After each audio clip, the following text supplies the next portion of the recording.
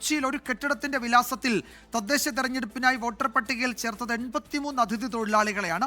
ഇതിനോട് ചേർന്നുള്ള വീടിന്റെ വിലാസത്തിൽ കഴിഞ്ഞ ലോക്സഭാ തെരഞ്ഞെടുപ്പിൽ വോട്ട് ചെയ്തത് 36 അതിഥി തൊഴിലാളികളാണ്. കൊച്ചി കോർപ്പറേഷനിലെ മുണ്ടംവേലിയിലാണ് ഈ സംഭവം. ഇങ്ങനെ വോട്ട് ചേർത്തതിന്റെ തെളിവുകൾ 24 ലഭിച്ചിട്ടുണ്ട്. ആ റിപ്പോർട്ടിലേക്ക്. തൃശൂരിലെ വോട്ടർ പട്ടിക ക്രമക്കേടിന് പിന്നാലെയാണ് കൊച്ചി കോർപ്പറേഷൻ പരിധിയിലും വ്യാപക ക്രമക്കേടിന്റെ തെളിവുകൾ പുറത്തുവരുന്നത്. വിദേശത്ത് താമസിക്കുന്ന വീട്ടുടമയുടെ വിലാസത്തിൽ കഴിഞ്ഞ ലോക്സഭാ തെരഞ്ഞെടുപ്പിൽ 36 വോട്ടുകളാണ് രേഖപ്പെടുത്തിയത്. ഇതിനു പുറമെയാണ് വരുന്ന തദ്ദേശ തെരഞ്ഞെടുപ്പിനായുള്ള പട്ടികയിൽ 400 സ്ക്വയർ ഫീറ്റുള്ള അടച്ചിട്ട കെട്ടിടത്തിൽ 83 വോട്ടുകൾ ചേർത്തത്.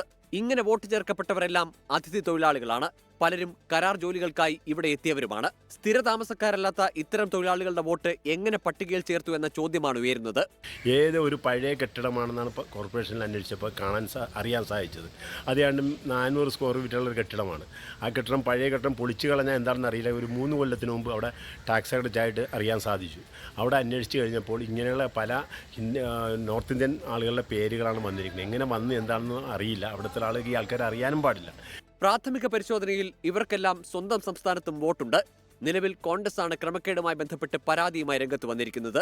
ഇതിനിടെ തദ്ദേശ തെരഞ്ഞെടുപ്പിൽ തൃശൂർ കോർപ്പറേഷനിലെ പുതിയ വോട്ടർ പട്ടികയിൽ വ്യാപകമായി കള്ളവോട്ട് ചേർത്തെന്ന ആരോപണം BJP ഉന്നയിച്ചു. കുട്ടനെല്ലൂർ 17ാം ഡിവിഷനിലെ വോട്ടർ പട്ടികയിൽ 400-ലധികം കള്ളവോട്ടുകൾ ചേർത്തെന്നാണ് ആരോപണം.